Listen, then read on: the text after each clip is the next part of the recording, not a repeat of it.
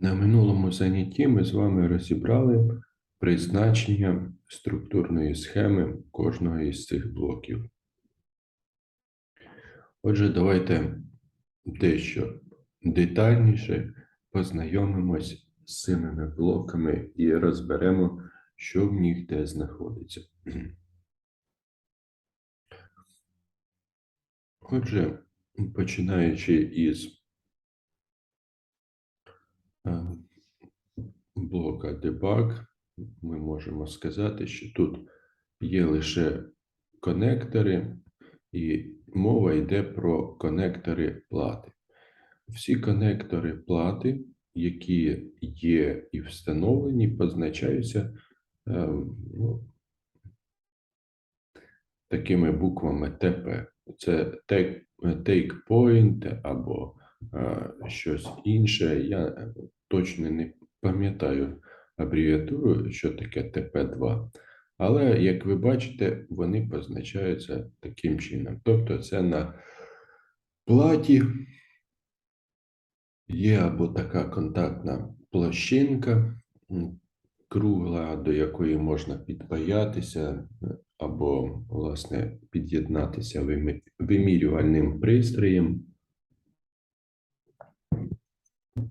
І, наприклад, в даному випадку це підпаюється USB-роз'єм, який може бути під'єднано до нашого годинника чи фітнес-браслету, власне, чи це зарядка, тобто якийсь альтернативний обмін даними. Наскільки я розумію, то там спеціальний шнурок під'єднується. І от там є 4 контакти. Два із 4 – це, власне, живлення. Завжди позначають VCC, VDD, інколи позначають. Ну, власне, ви будете бачити, як це позначають. Ну, власне, це живлення самого інтерфейсу обміну. Так, як ви бачите, от є switch clock і switch DIO, тобто input-output, то ми можемо сказати, що це інтерфейс обміну, який побудовано по принципу такий є інтерфейс обміну MBUS, тобто однонаправлений. Якщо ми кажемо, що по цій лінії слідкують тактові частоти, тобто за один такт виконується одна дія якась, тобто якщо ми відправляємо команду зчитування інформації, то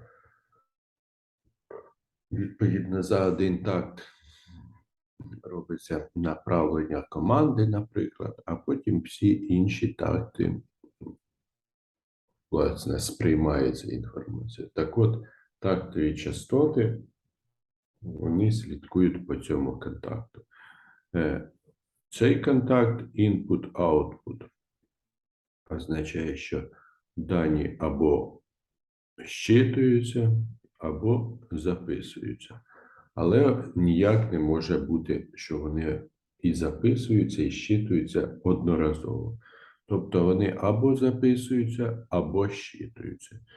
Так як один дріт у нас задіяний в обміні, то це означає, що обмін відбувається лише однонаправленно. Ну, власне, тут більш нічого такого немає, то ми перейдемо з вами далі до наступної схеми. Чарджер – це, власне, пристрій для заряджання.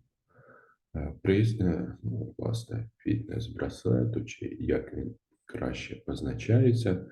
Ми бачимо, що тут є також ще 2 точки, які, власне, позначені. І біля них є ось така позначка ще. Це позначка, яка свідчить про те, що ці поінти такі, так названі, вони, власне, виконані по особливим конструктивним розмірам. Що це означає? Те, що є якийсь роз'єм з ось такою назвою. І під нього потрібні спеціальні розміри контактних площинок на платі. Ну, давайте спробуємо подивитися, що це за такий роз'єм. Для цього ми виділяємо, копіюємо і в Google намагаємось знайти. Так. Ну, це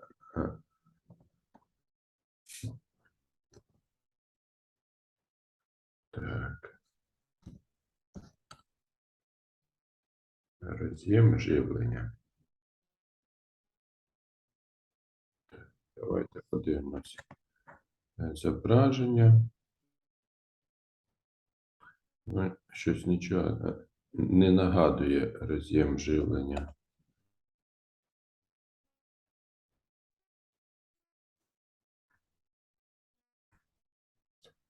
Добре, давайте так.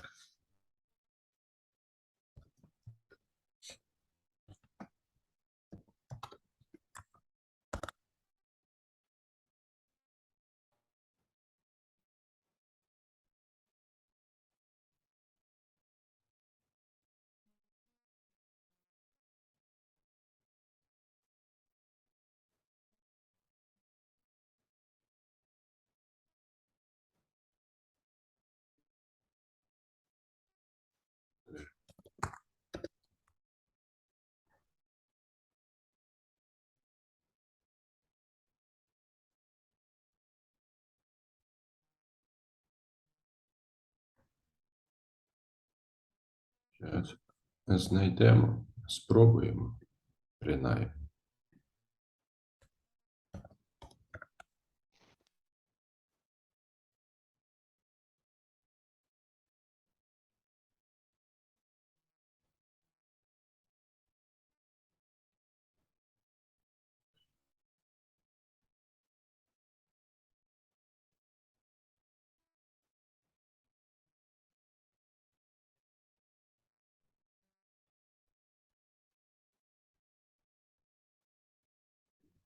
Ось,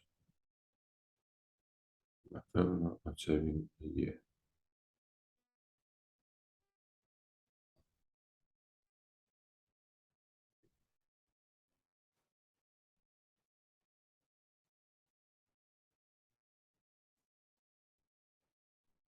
Це, напевно, ті голки, якими під'єднується, власне,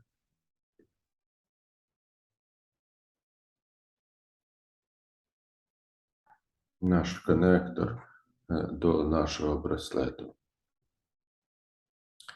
Тобто, ну, власне, ми бачимо, що сюди йде під'єднання із контактних площинок, до яких під'єднано. Тобто це частина корпусу, до якого під'єднується живлення, має такі контактні площинки. Далі дивіться, що йде далі по схемі.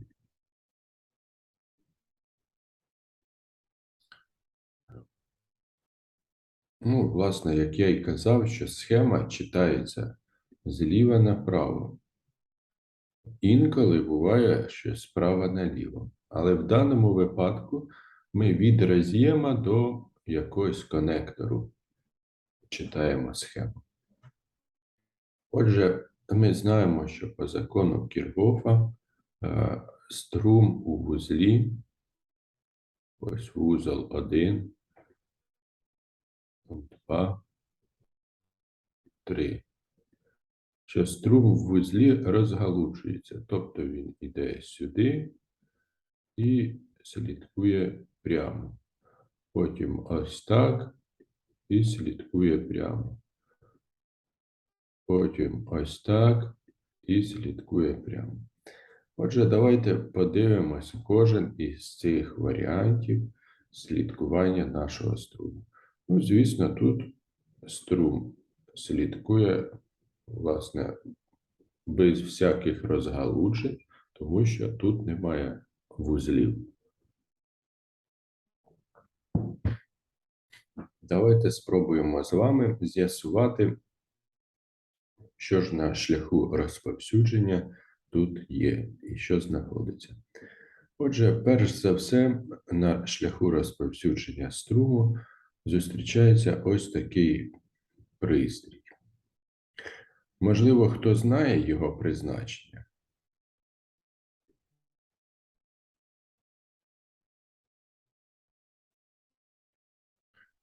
Ну, власне, це двохнаправлений діод. Як ви бачите, начебто два діоди направлені один назустріч іншому. Якщо придивитись, можна тут із знайомого побачити, що 5 вольт. Тобто це 5-вольтовий діод. Ну, давайте спробуємо знайти його даташит та подивитися, що він собою представляє. Так, єдине, потрібно витерти малюнки. Так, добре, нам знаходить знову ці схеми. Давайте ми оберемо лише ось таким чином. Так, і ось так. От він знайшовся. Давайте подивимося, що це таке. Ну, інколи відразу знаходить, а інколи не знаходить. Потрібно дописувати даташит в кінці. Отже, ми бачимо, що це, власне, Protected Sensitive Semiconductor Components from Damage і тому подібне. Тобто це двонаправлений діод, головна його задача – це Electrostatic Discharge, тобто протидія електростатичної напрузі. Це двонаправлений діод, як ви бачите от по схемотехніці. Власне, його характеристики корпусні, з якого матеріалу він виготовлений, власне, де він встановлюється. Ми можемо побачити, що встановлюється в мобільних телефонах, портативних пристроях, цифрових камерах, пристроях живлення тощо. Власне, виконаний він із таких матеріалів. Власне, має обмеження 260 градусів, тобто, якщо будемо його підпаювати із температурою там 280-300 градусів, то, власне, він з легкістю вийде з ладу. Тому потрібно паяти його, власне, з температурою нижче. Тут його знаходяться електричні параметри. Бачимо, що пікове реверсне значення, робоче значення напруги – це 5 вольт.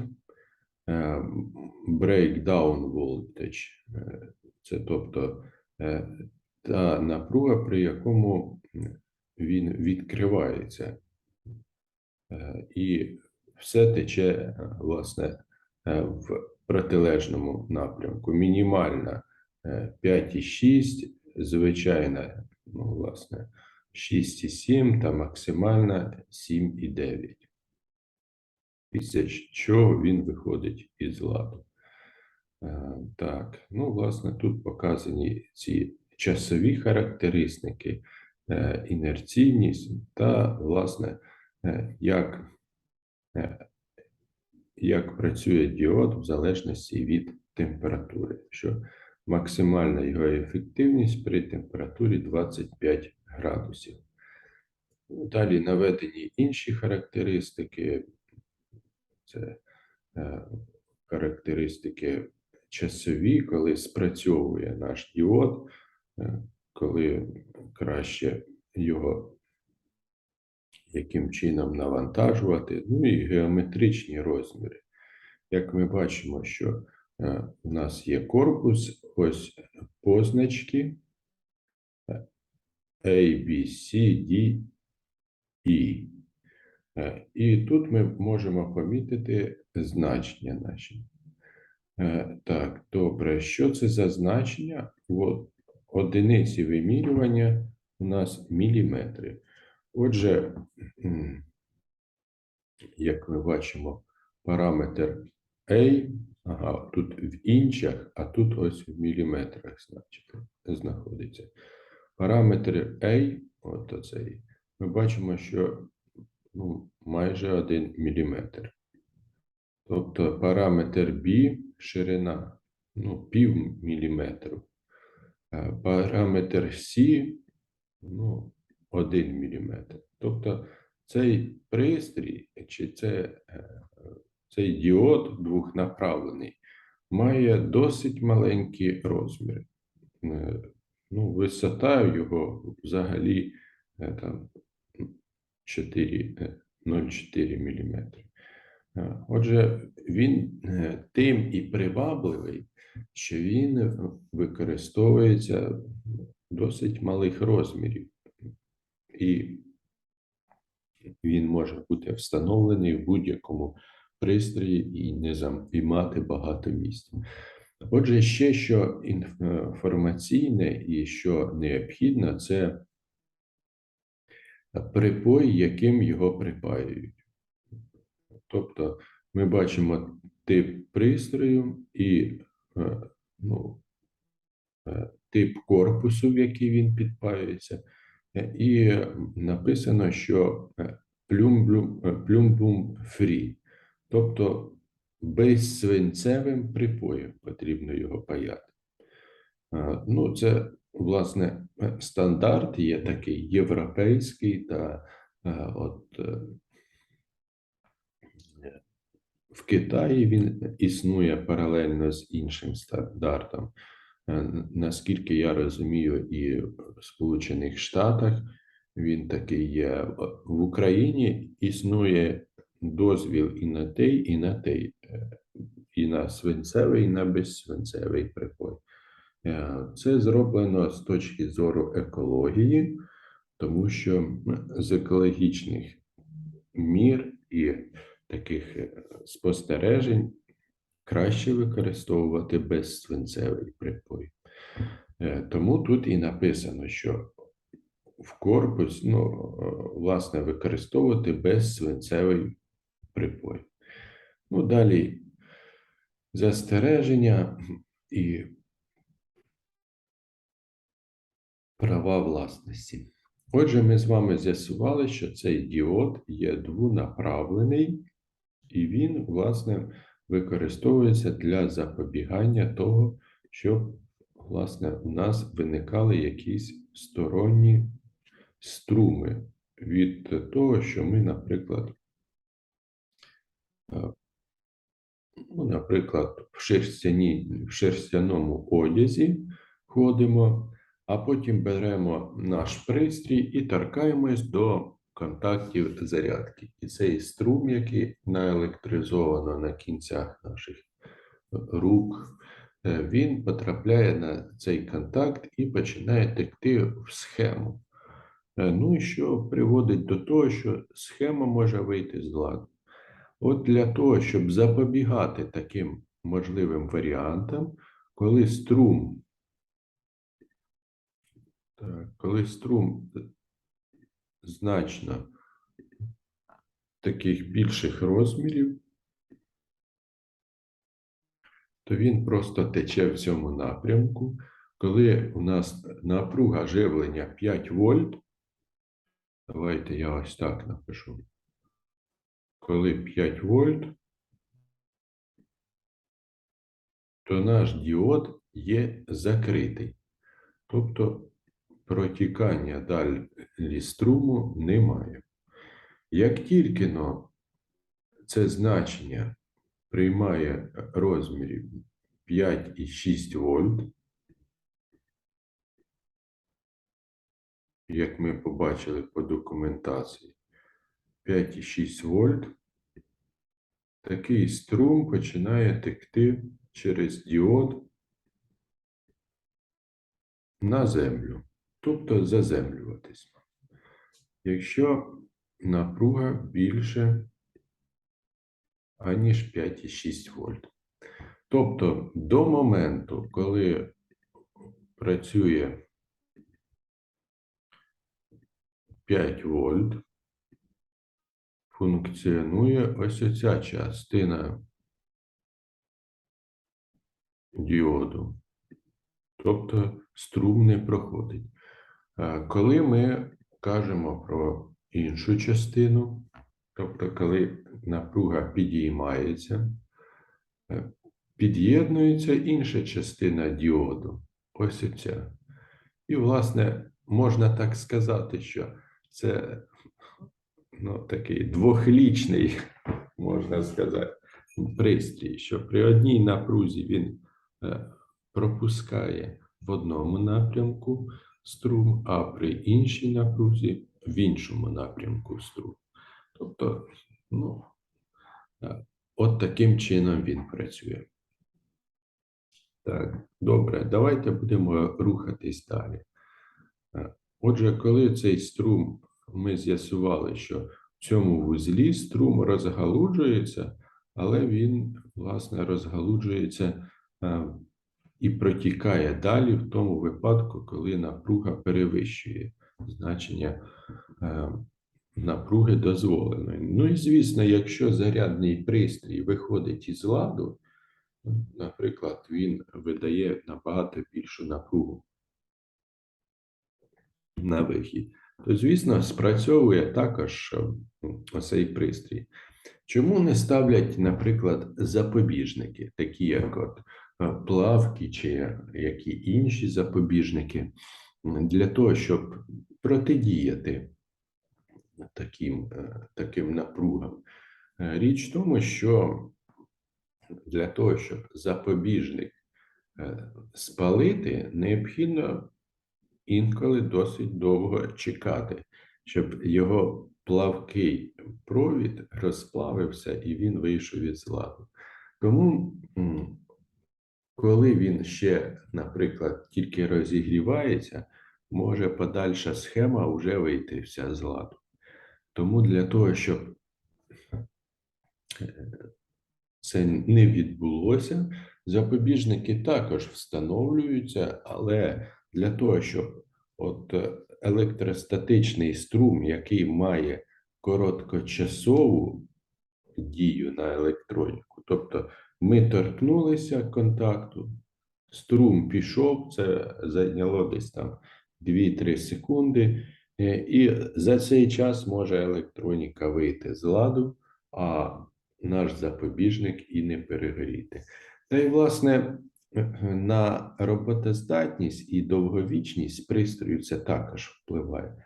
Тому що якщо ми припустимо, що замість цього двохнаправленого діоду у нас стоїть запобіжник. Один варіант, коли запобіжник не встиг переплавитись, і у нас схема вийшла із ладу. Необхідний ремонт. Якщо ж, наприклад, запобіжник все-таки встиг переплавитись, то тоді, власне, необхідний також ремонт із заміни запобіжника. А от такі двонаправлені діоди, вони, власне, відновлювані. Тому що якщо значення напруги 5,6 вольт перестає, власне, діяти, і ця напруга знижується, то цей діод відразу закривається, і струм вже далі йде по ланці нашій електричній на пристрої, які потребують живлення. Отже, наступний вузол, в якому струм розгалуджується, це є от конденсатор С20. Що значить конденсатор С20 і С21? Ну, перше, це позначка елементу, це конденсатор, capacity, якщо подивитися англійською. А 20 – це порядковий номер. Чому не 1? Ну, це вже питання до розробників даної схеми. Хто малював цю схему, і невідомо, чому позначили саме 20. Але це 20 необхідно для того, щоб ми орієнтувалися по нашій схемі. Однак це 20 не може застосовуватись як позначка для пошуку елементу, наприклад, в магазині чи в інтернеті. Тобто ця нумерація, це 20, діє лише в межах даного документу. Якщо у нас, наприклад, схема займає близько 80 сторінок, то, відповідно, це значення, це 20, діє лише в межах цих 20 чи 80 сторінок, не більше того. Отже, що далі? Ми бачимо, що у нас є 100 мікрофарад, вибачте, не мікрофарад, нанофарад. Тобто це значення ємності конденсатору, і є така позначка, як NC. Тобто не визначено чітко параметри конденсатора, який би тут встановлювався. Тобто, власне, тут можуть встановлюватися конденсатори різних виробників, різних параметрів. Головний показник при встановленні – це от 100 нанофарад. Ну, звісно, розміри також мають особливість. Ну, як зазвичай, коли не вказується розмір нашого конденсатора, потрібно орієнтуватися на сусідні елементи. Ну, наприклад, на розміри от двонаправленого діода. Тоді буде зрозуміло, який розмір конденсатора необхідно. Та й так, якщо ви берете пристрій і з'ясовуєте, що там вийшов з ладу конденсатор, то необхідно його випаяти і з пошкодженим піти в магазин і там купити такий конденсатор, замінити його. Отже, що виконує даний конденсатор, яку функцію? Даний конденсатор, як і послідуючий, виконує функцію фільтрації. Фільтрації від високочастотних шумів, які можуть бути присутні при торканні чи заряджанні нашого пристрою. Так як пристрої заряджання всі імпульсні, це призводить до того, що там, хочете ви чи не хочете, з'являються високочастотні складові струму, які не може відфільтрувати ні двонаправлений діод, ні якийсь запобіжник, окрім конденсаторів. Ці шуми, вони малих значень і високих частот. Тобто для того, щоб їх відфільтрувати, використовують такі фільтрувальні конденсатори, а також ще одна функція. Ну, давайте я тут позначу. Перша функція – це фільтрація.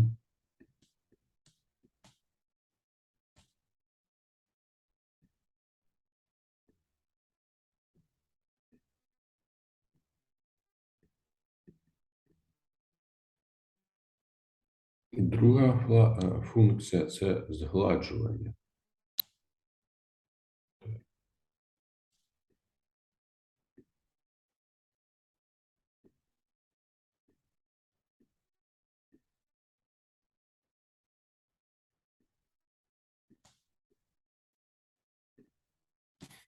згладжування. Отже, що тут згладжується? Ну, так як ми знаємо, що пристрій заряджання є імпульсний і не постійна напруга, а імпульсна, то це призводить до появи так названих скачків чи імпульсної напруги, яку необхідно було б згладити і щоб далі йшла постійна напруга. Ну, зазвичай використовують такі конденсатори, які виконують і ту, і іншу функцію. Для згладжування частіше за все використовують набагато більше конденсаторів. Там можна побачити зв'язки по 2, 4, 5, 6, тому подібних конденсаторів. Добре, давайте ми подивимося, власне, далі. На нашу схему ми бачимо, що струм далі проходить через отакий FB17 та FB18. Тут є позначка, що це таке. Ну, зараз ми подивимося, що це за елемент такий, тому що в звичайній класичній електроніці ми таке не зустрічали. Отже, що ми кажемо, що звичайному струму, який розгалуджується в цих вузлах, ну, наприклад, 5 вольт. 5 вольт сюди не проходить, тому що для напруги 5 вольт імпульсної цей конденсатор має великий опір і, відповідно, струм сюди не рухається. Сюди рухаються лише високочастотні шуми. От я тут намалюю.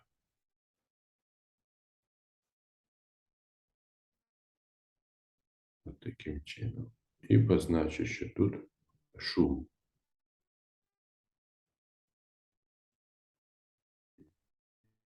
Що сюди рухається лише шум. Так само і тут.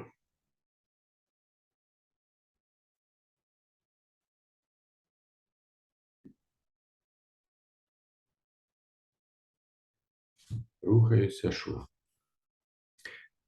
Постійна напруга сюди не рухається. Отже, такі призначення даної електроніки. Давайте подивимося, що це за елемент, для чого він використовується. Так, для цього мені необхідно його виділити. Так, скопіювати сюди. І от таким чином нажати. Давайте я це все витру.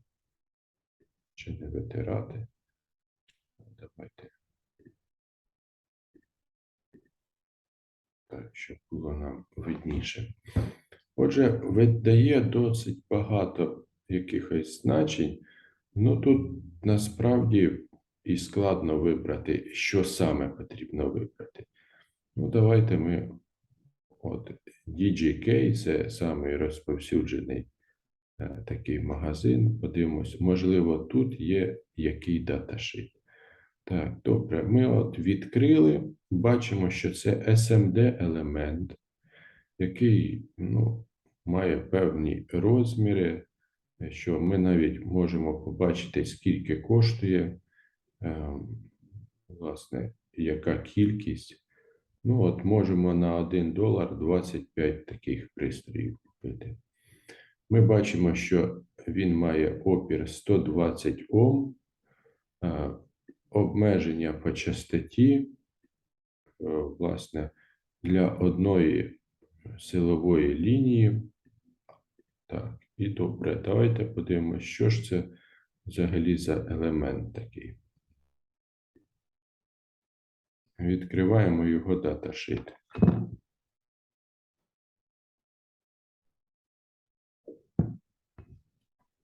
Так.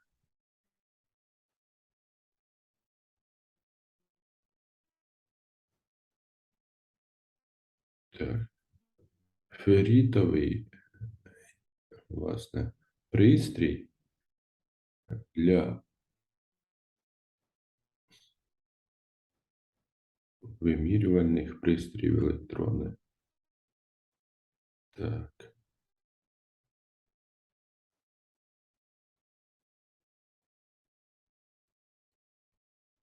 Угу.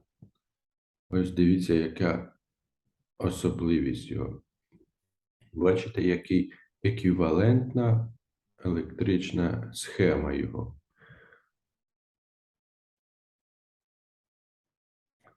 Тобто особливість даного пристрою така, що на малих значеннях частоти він працює як резистор.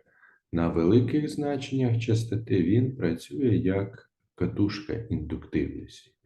Тобто ми знаємо, що катушка індуктивності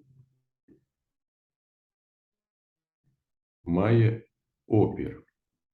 І цей опір збільшується із частотою. Чим більша частота, тим більший опір. Якщо ми кажемо про опір такий, як R, то він є незмінний на протязі всіх частот. Там частота вгору чи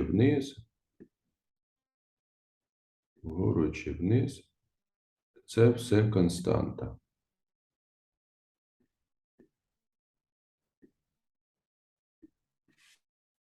Однак даний резистор може вести себе по-іншому. На низьких частотах він веде себе як резистор, тобто з постійним опором. На частотах близько МГц, ще щось, він веде себе як катушка індуктивності і, звісно, його опір збільшується. Така особливість даного пристрою, роботи даного пристрою. Давайте подивимось, що ще. Тут навантажувальні характеристики, скільки він витримує, власне, як він впаковується. Тут ленти якісь і тому подібне. От геометричні розміри, по-моєму. Це так, можливо, ні. Це, можливо, техпроцес. Технологічний процес. Так.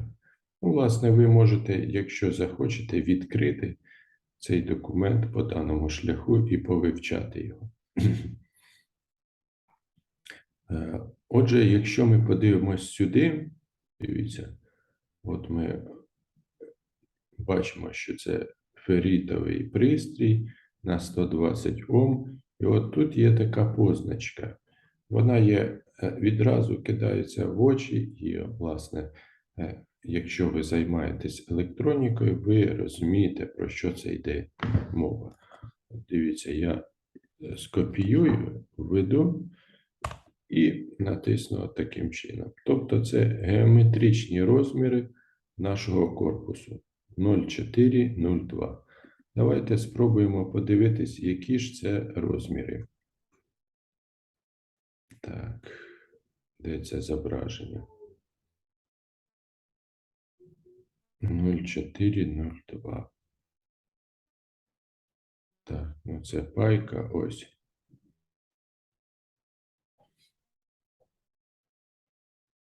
Нуль 402 має розміри довжину 1 мм, ширину пів міліметру і висоту 0,35 мм. Потужність 1,16 Вт. Тобто досить мала потужність.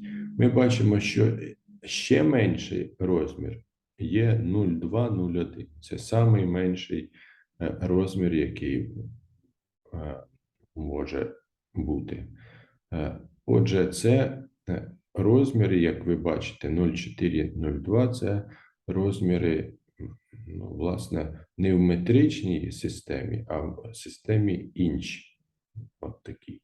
В метричній це другі розміри, наприклад, 0,603, а 0,402 в метричній системі це 1005. 5 розмірів. Ну і давайте подивимося, яких же це розмірів цей елемент. Ну, тут десь був у нас палець. От. Якщо дивитися на пальці, то це ось такий розмір елементу. Такі елементи, звісно, паяються паяльними станціями і паяльниками, які мають значно тоньше жало, аніж те, яким ви паяли на практиці рік тому назад. Тому, ну, і є свої особливості, як це все паяти, як підпаювати. Так, добре. Повертаючись до нашої схеми, ми можемо з впевненістю сказати, що даний пристрій є прохідним для напруги рівної 5 вольт. 5 вольт. І для напруги 5 вольт цей пристрій функціонує як звичайний резистор. Я резистор, помітили, малюю не таким квадратиком, а як ламану таку лінію. Тому що в сучасній електроніці, в сучасних схемах, проєктуванні схем використовується така позначка резистора. І до цього потрібно чи звикнути, чи переробити себе під такі значення резистору. Як ви бачите, на схемі немає жодної позначки резистору типу квадратику. Так, добре. Рухаємось далі. А от, наприклад, для значень напруги хай буде 5 вольт, але частота там більше рівно 1 МГц. Хай буде так. Для такої частоти це вже катушка індуктивності, яка має опір, і, звісно, на такій частоті це все призводить до того, що є загасання такого струму, і відповідно чому? Тому що виникає в обмотках катушки ЕДС самоіндукції, що призводить до збільшення опору. І чим більша буде частота цієї напруги, тим, власне, буде більше вчинятися опору. Тобто головна ціль, що високочастотні складові потрібно відфільтрувати. Тобто оце так названий П-подібний фільтр. Ось це. Це П-подібний фільтр. Давайте я ще жирніше намалюю. Бачите, начебто буква П. П-подібний фільтр, який націлений на що? Так, давайте отак зробимо. Націлений на головну задачу, тобто боротьба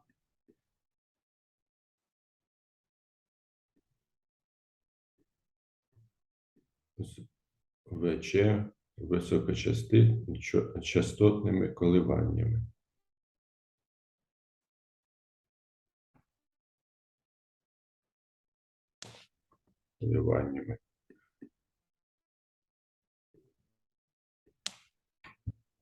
Ну, це основна задача. Тому цей фільтр так і спроєктований. Чи могли вони тут встановити замість от такого, власне, нашого пристрою, який змінює свої параметри в залежності від частоти, катушку індуктивності? Звісно, можна було встановити катушку індуктивності, але це призвело до збільшення розмірів, тому що катушка індуктивності таких малих розмірів ну, мало де зустрічається. Та й, напевно, ціна катушки індуктивності, власне, більша, аніж ціна такого елемента, який тут встановлено. Так, добре. Чи є до мене якісь запитання?